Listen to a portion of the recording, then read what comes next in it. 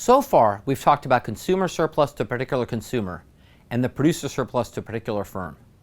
But often in welfare economics, we'll want to extend these concepts beyond a single consumer or firm. And for this, we'll need to consider market-level consumer and producer surplus. Extending the idea of individual-level surplus to market-level surplus is straightforward. Just replace individual demand and supply curves with market demand and supply curves. Let's return to the example of gasoline. Instead of graphing your individual demand for gas, now we'll graph the market demand for gas. The basic idea is the same. The consumers in the market, taken together, place a huge value on the first few gallons of gas sold.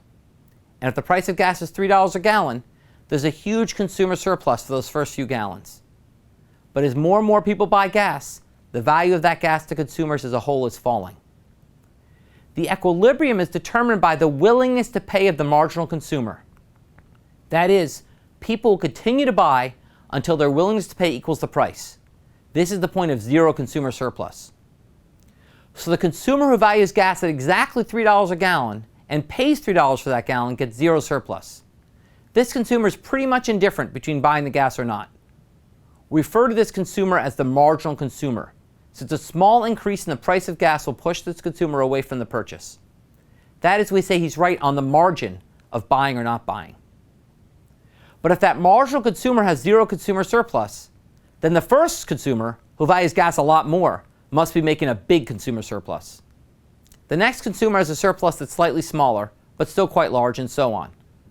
The total consumer surplus is the area of this triangle here, above the price line and below the demand curve. So what happens to consumer surplus if the price rises, say, to $4 a gallon? Well, that marginal consumer who valued the gas at $3 a gallon will no longer buy the gas. He'll take the bus or walk instead. So the quantity demanded drops. This isn't surprising. That's the law of demand. The people who are left buying gas are the ones with the higher willingness to pay. Now the marginal consumer is one who's willing to pay exactly $4 for the gas. And the consumer surplus has shrunk to this smaller triangle here. Two things are going on, both of which have the effect of shrinking the consumer surplus.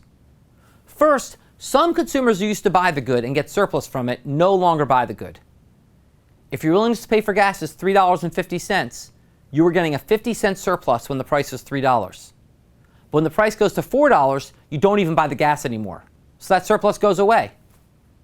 Second, even for those consumers who are still buying the good at the higher price, now they get less surplus. Surplus is the willingness to pay minus the price. With a higher price, the surplus for these consumers is lower. Maybe you love driving, and your willingness to pay for gas is $4.50. When the price was $3, your surplus was $1.50. Now if the price is $4, your surplus is only 50 cents. You still buy, but the happiness you get from the purchase is lower than it was before the price change. For a given price, consumer surpluses tend to be larger the steeper the slope of the demand curve. For steeper demand curves, the triangle between the price line and the demand curve is large. For less steep curves, this triangle is small. Goods with steeper demand curves are goods with inelastic demand. For these goods, changes in price do not have much effect on the quantity demanded. Think about insulin for diabetics. Changes in price have almost no effect on the quantity demanded. Diabetics need insulin to live. Demand is very inelastic, and the demand curve is quite steep. Consumers' willingness to pay for insulin is incredibly high. As a result, the consumer surplus from insulin is very high as well, almost regardless of price. Now think about McDonald's hamburgers. Changes in price are likely to have big effects on demand. Consumers could just go to the cheaper Burger King or Wendy's down the street. Demand is very elastic and the demand curve is relatively flat. Consumers' willingness to pay for McDonald's burgers is very close or equal to the market price.